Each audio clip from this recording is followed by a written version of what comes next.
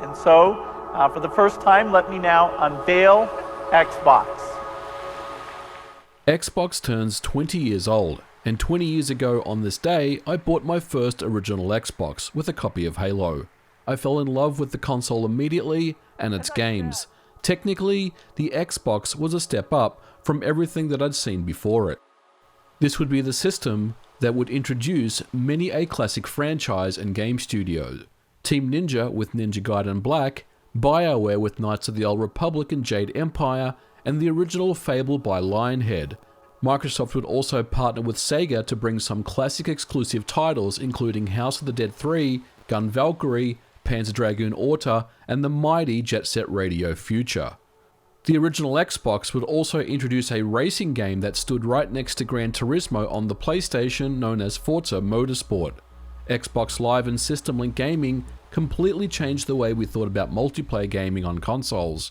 Before the Xbox, online gaming would mostly be left up to a PC or the Sega Dreamcast with dial-up modems and third-party apps like Kali and GameSpy. But System Link gaming on the OG Xbox added a new dimension. Suddenly, Halo parties became a thing, and connecting up 8 Xboxes together and playing with your friends was an absolute blast. Xbox Live brought so many great features to the table, including integrated voice chat, friends lists, invites, and much more.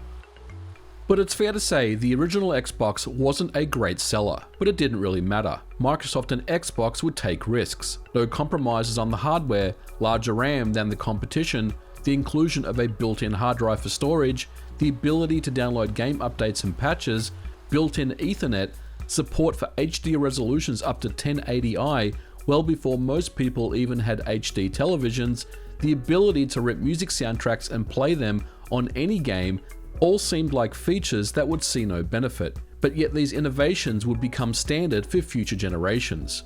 And then there was the community, loyal fans that loved the hardware, its games and its brand, and they were there every step of the way.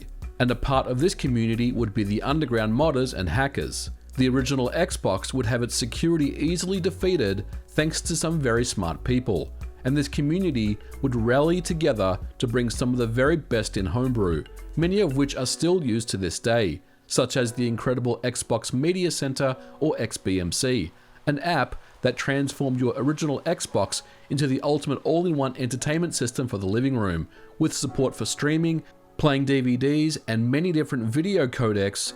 XBMC would evolve into what's known as Kodi many years later.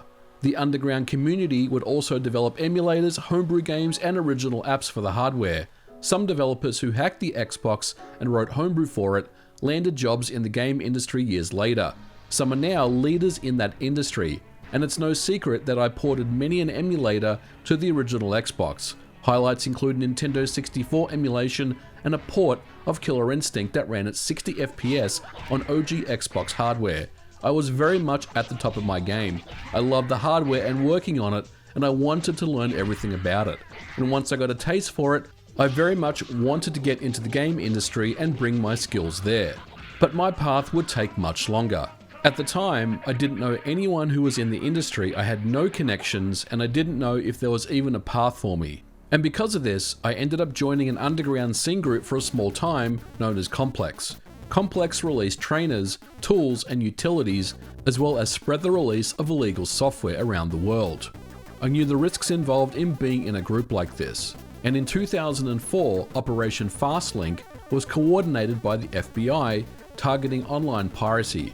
Complex quickly disbanded and shut down. Fortunately, no one in the group was raided, but this was a clear message to me: get out or end up in prison. And this would be the last time I would be involved in any scene or piracy groups.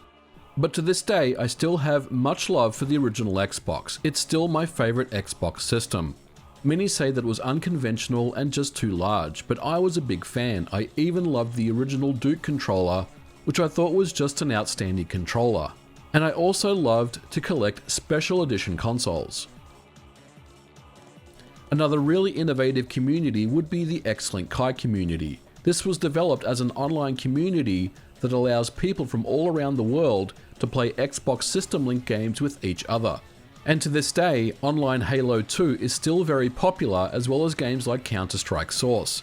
Even though the original Xbox Live servers went offline in 2010, Xlink Kai is still going strong, a wonderful community and worth checking out if you haven't. In 2005, the Xbox 360 launched, and once again I was there day one and picked up my premium console.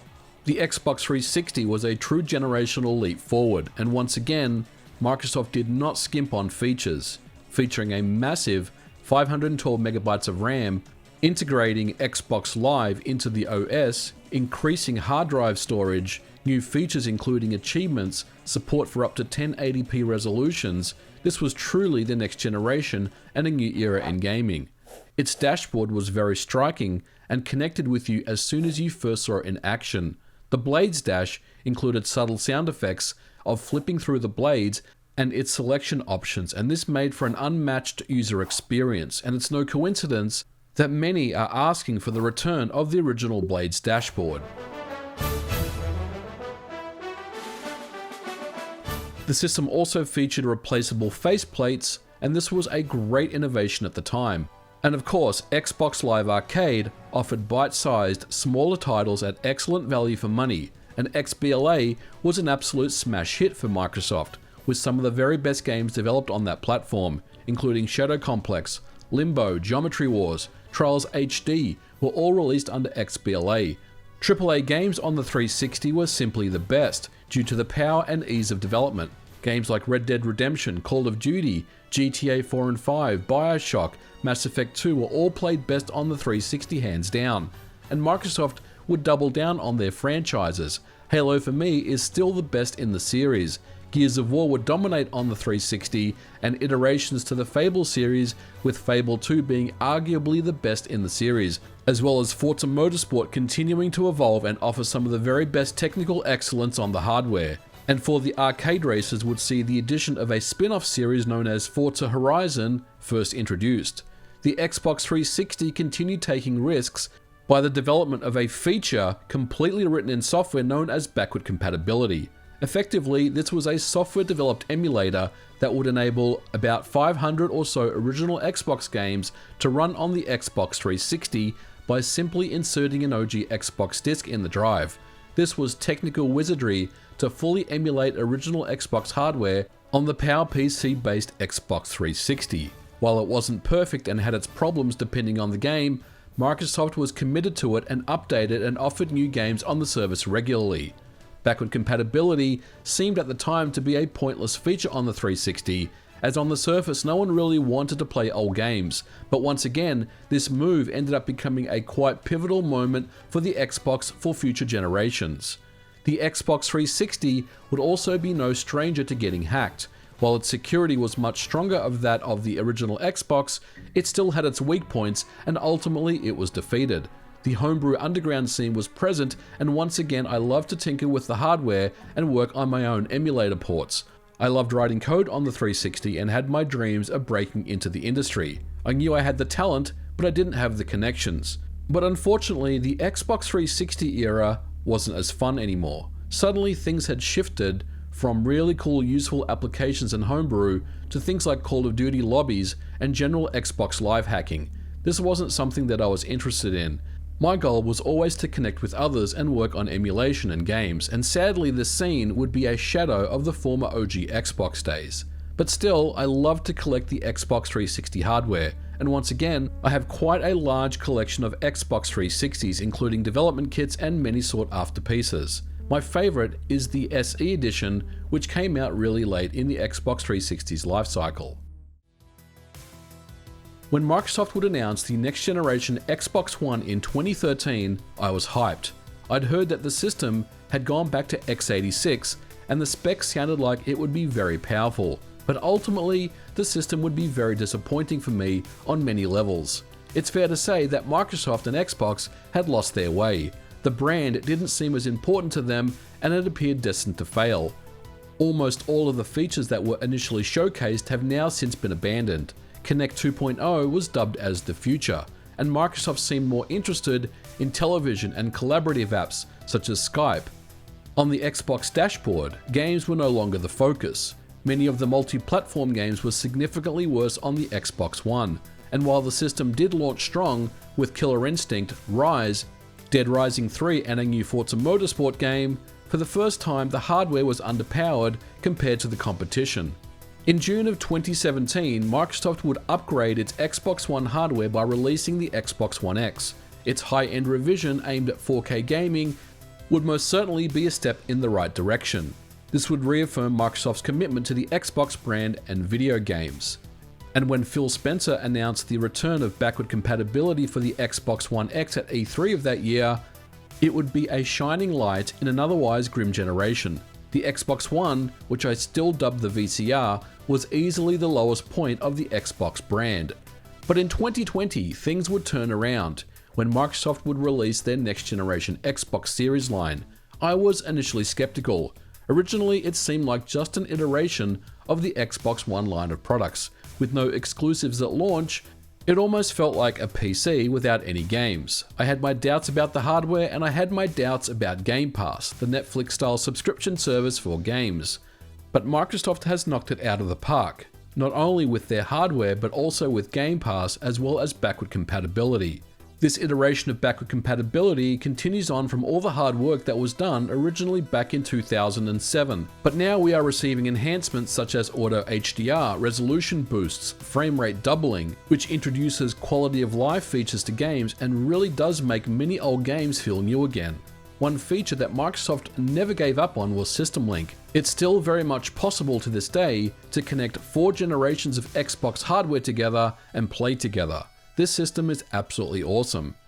As for me, well, it would be my history with the underground homebrew scenes that ultimately landed me a job in the video game industry. It just ended up taking a lot more time than I expected. I'm very proud to have worked on the Quake remaster for Bethesda, and being able to work on Xbox development hardware in an official capacity has been a dream come true. And if it wasn't for my tinkering around with the original Xbox SDK and homebrew tools back in 2002, then I probably would never have landed a job in the industry. Xbox has always provided the very best development tools to work with, and this continues in 2021. It's an absolute dream with such powerful hardware, and anyone can jump in thanks to developer mode, which means that you can build your own games and apps on Xbox Series hardware for a very low cost of entry. I've always been a huge fan of Microsoft acknowledging the community and opening up the Xbox in a safe and legal way to build your own games for a very cheap price. As for the Xbox brand, this is the first time in years that I'm genuinely excited about the future. Games are continuing to come back in a big way. We've seen Flight Simulator, Psychonauts 2 Death Store, and of course the mighty Forza Horizon 5. This is Xbox's killer app hands down, and it's easily the best game that I've played this year. And as we celebrate Xbox's 20th anniversary, Halo Infinite is just around the corner, and Xbox is having one of its best years in history. And I wanted to say thank you to Xbox for the many years of enjoyment that I've had. I've been there since the very first day, through all the celebrations and the bad times, and I'm genuinely excited for this generation and its future. So if you've made it to the end of this episode, thank you so much for sticking with me on this journey. And it's something that obviously is a little personal for me to talk about on the channel. The Xbox really was the system that changed my life. It got me into development, it got me into console development, and I wouldn't really be standing here making this video if it wasn't for the Xbox, and I truly do mean that. So here's to 20 years of Xbox, and long live the Xbox. Hopefully we'll see another 20 years in the future, and best of luck to the team at Xbox. I know that they're going to completely knock it out of the park, and let's see what happens with Xbox 20. Hopefully we'll get to see some really cool announcements. But for now, guys, we are going to leave it here for this episode. Thank you so much for watching. If you liked it, don't forget to put a like on it, and I'll catch you guys in the next video. Bye for now.